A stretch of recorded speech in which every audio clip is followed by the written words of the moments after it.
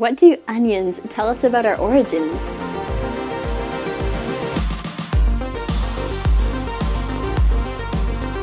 Welcome to Critical Thinking Scan, where we look at how you can think about any faith-challenging message and arrive at a biblical, logical conclusion yourself.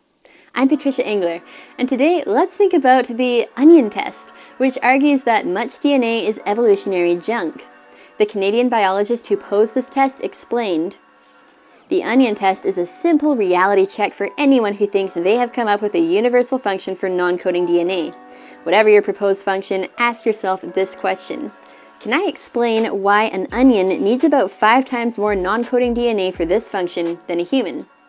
Sea onions and other organisms, including salamanders, flatworms, and daffodils, have larger genomes than us, but are supposedly less biologically complicated.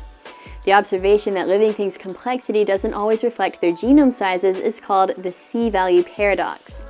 Referencing this paradox, the onion test implies that if onions have more non-coding DNA than humans, but are less complex than humans, onions must not be using all that DNA, so it must be junk.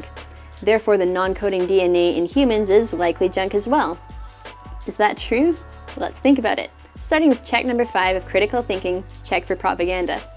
Right away, you can apply the question, is this message true because, to ask, is it true that all non-coding DNA is mostly junk because I may not have an explanation for an onion's genome size? Worded that way, it's clear the answer is not necessarily.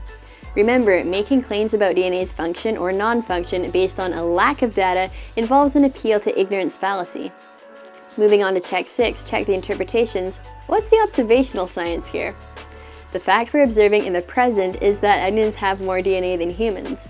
The explanation that the DNA is mostly evolutionary junk, which has either no function or has gained functions after the fact, is an interpretation from historical science. Well, what are some underlying assumptions behind this interpretation? Besides assuming that because we don't know the DNA's function, it must not have any function, this explanation assumes that naturalistic evolution can come up with DNA and its associated machinery to begin with. You can look more into these issues through the linked resources, but you might say a bigger onion test involves asking, can we explain how natural processes would produce a living onion in the first place? So, what's an alternative biblical explanation for onions and their genomes?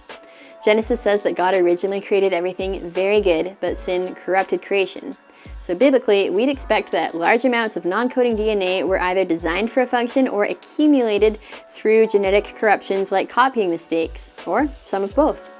With that in mind, let's look closer at the science of large genomes to see if there might be more to this story. Some studies suggest that living things with larger genomes tend to have larger cells and lower metabolism, which could imply physical factors behind the C-value paradox. A more common explanation for large genomes, though, is that much of their DNA comes from transposable elements, or TEs, which are mobile nucleotide sequences traditionally considered junk. You can learn more about TEs in the linked resources. But in short, while some TE activity may be biblically explained as corruptions of originally good designs, researchers continue discovering important function of TEs all the time. As a paper from 2018 concluded about TE function in plants, transposon-derived RNAs have been underestimated for a long time, and their biological functions have just started to be unveiled. Similarly, another paper from 2020 concluded, since we have only begun to systematically assess the function of TEs in gene control, it is likely we are still vastly underestimating their impact, as well as the diversity of mechanisms by which TEs can influence transcription, post-transcriptional gene regulation, genome organization, and, they added, evolutionary divergence. Nevertheless, our understanding of TEs has come a long way from the notion of junk DNA. Many researchers still apply evolutionary interpretations to explain where TE's function came from, but the fact that TEs often have important functions fits well with the biblical explanation that TEs and the large genomes they help make up were designed. So that's an example of how to pass the onion test from a biblical perspective. For more on how to think critically about any faith-challenging messages, you can access my other CT scan videos packed with tactics, tips, and tools that helped me as a Christian student at Secular University.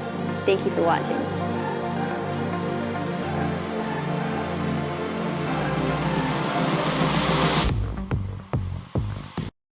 Hey, it's Patricia. Just wanted to let you know that if you like these videos, a free, easy way to help Answers in Genesis Canada produce more content and equip more people to defend their faith is to hit that like button, subscribe to our channel, click the bell, and of course share these resources. I know you might hear that kind of thing a lot, but the reason these actions are so important is they inform social media algorithms to help these videos reach more people who can benefit from them. And that's especially helpful because advertising is super expensive. But this way, even media platforms which are often unfriendly towards biblical content become tools to promote gospel outreach for free. And if you're on board to share this message of biblical authority and want to give, you can also make a one-time donation or become a monthly supporter by clicking the link below. Thank you so much.